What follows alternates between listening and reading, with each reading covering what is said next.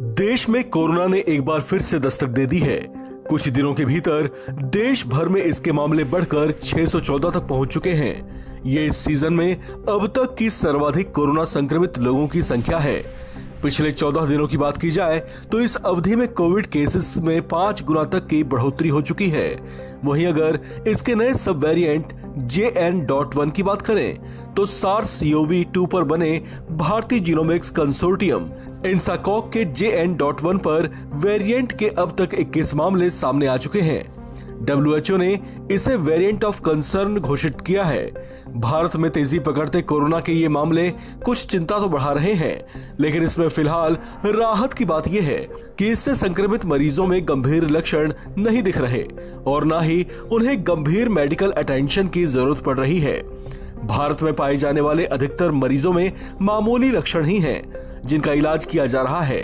हालांकि आंकड़े कहते हैं कि पिछले 2.5 हफ्ते में ही कोरोना संक्रमित 23 लोगों की मौत भी हो चुकी है। अब जिस गति में इसका संक्रमण बढ़ रहा है, उससे ये सवाल जरूर उठने लगे हैं कि क्या एक बार फिर से कड़ी पाबंदियों का दौर लौटने वाला है।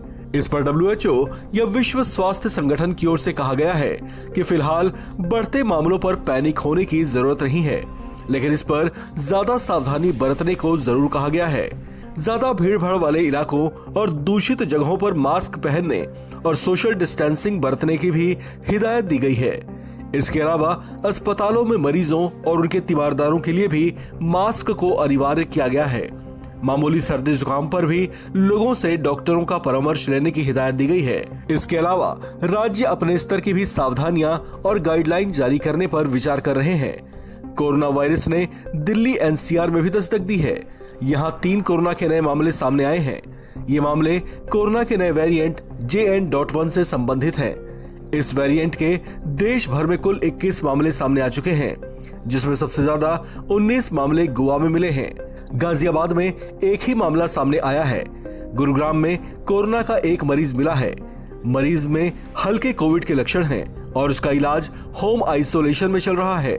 भारत में कोविड-19 स्थिति की समीक्षा करने को लेकर बैठक ली गई है, जिसमें कुछ राज्यों में मामलों में हालिया बढ़ोतरी देखते हुए इसकी निगरानी, रोकथाम और प्रबंधन के लिए सार्वजनिक स्वास्थ्य प्रणाली की तैयारियों की समीक्षा भी की गई है।